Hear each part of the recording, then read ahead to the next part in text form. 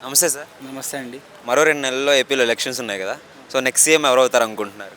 ఆబ్వియస్‌గా జగన్ అవుతాడు. జగన్. ఎందుకు జగన్ గారు? ఎందుకు జగన్ అంటే ఇప్పుడు ఎడ్యుకేషన్ బావుంది. మెడికల్ బావుంది. ప్లస్ ఇదేంటి ఆహ్, వాలంటరీ వ్యవస్థ కూడా చాలా బావుంది. అంటే నవరత్నాలు అని చెప్పేసి పథకాలు ఇస్తున్నారు కదా! ఎలా అనిపించినాయి మీకు?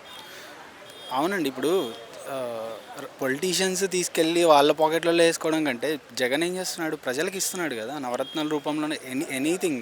ఇప్పుడు జగన్ వెనకున్న ఎమ్మెల్యేలని, ఎంపీలని వదిలేయండి. సో, జగన్ చేస్తున్నట్టునే కదా! ఇప్పుడు ఎంపీలు, ఎమ్మెల్యేల డెసిషన్ కాదు కదా! జగన్ వల్లనే ఇదంతా జరుగుతుంది అభివృద్ధి. అందరికి అందుతున్నాయంటారా పథకాలన్నీ? అందరికి అందుతున్నాయి అంటే అందే వాళ్ళకి అందుతున్నాయి. అందని వాళ్ళకి అందట్లేదు. అది ఎందుకనేది మనకు తెలీదు. అంటే 4½ ఇయర్స్‌లో మీకు బాగా నచ్చిందండి జగన్ గారి పాలనలో? బెస్ట్ అండి.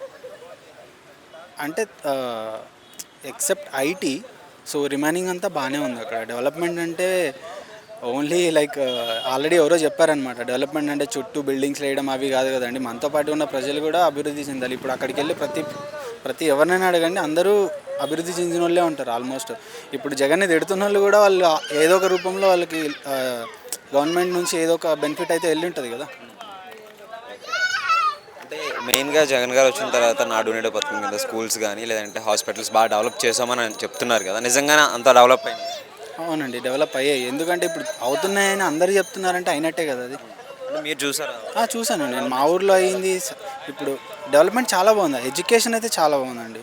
ఇప్పుడు ఏంటంటే ఇప్పుడు వాళ్ళకి డ్రెస్సులు ఇవ్వడం కానీ, బుక్స్, లైక్ ట్యాబ్స్, టాయిలెట్స్ కూడా బాగుంటాయి. టాయిలెట్స్, ఎవ్రీథింగ్ చాలా బాగుంది. డెవలప్మెంట్ చాలా బాగుంది ఎడ్యుకేషన్ పరంగా అండ్ మెడికల్ పరంగా కూడా. ఇప్పుడు ప్రతి ఒక్కరు ఇప్పుడు ఆరోగ్యశ్రీ ఉంది. సో, లాస్ట్ ఇయర్ వచ్చిన బెనిఫిట్ అయినా కూడా అవన్నీ చూడకుండా మళ్ళీ ఇస్తున్నారు ప్రతి ఒక్కరికి. అంటే 25 lakhs పెంచారు కదా ఆరోగ్యశ్రీ కూడా. అవునండి, ఎలా అనిపిస్తుంది?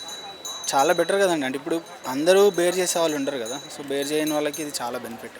అంటే దాన్ని వాడుకునే దాన్ని బట్టి ఉంటుంది. ఇప్పుడు దుర్వినియోగం చేసే వాళ్ళు చేస్తూనే ఉన్నారు. అది ఎవరేం చేయాలి. ఇప్పుడు జగన్ వచ్చి ఆపలేడు కదండి. అది ఒక్కడు ఉన్నోళ్ళే కొంచెం ఆలోచించి అది చేయాలి.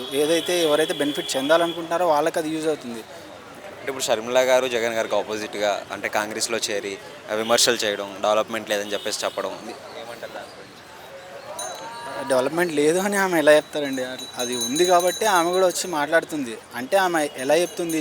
నెగిటివిటీ చెప్తుంది. అంటే జనాలకు అర్థమవుతుంది ఇవి లేవు అంటే అవి ఉన్నట్టే కదా అక్కడ కనిపిస్తున్నాయి. సో, నేనైతే ఆమె ఏం నెగిటివ్గా చెప్పట్లేదు. ఆమె జనాలకు అర్థమయ్యేలాగానే నెగిటివ్ వేలో చెప్తున్నారనుకుంటున్నాను నేను. ఒక ముక్కలో నెక్స్ట్ సీఎం జగన్.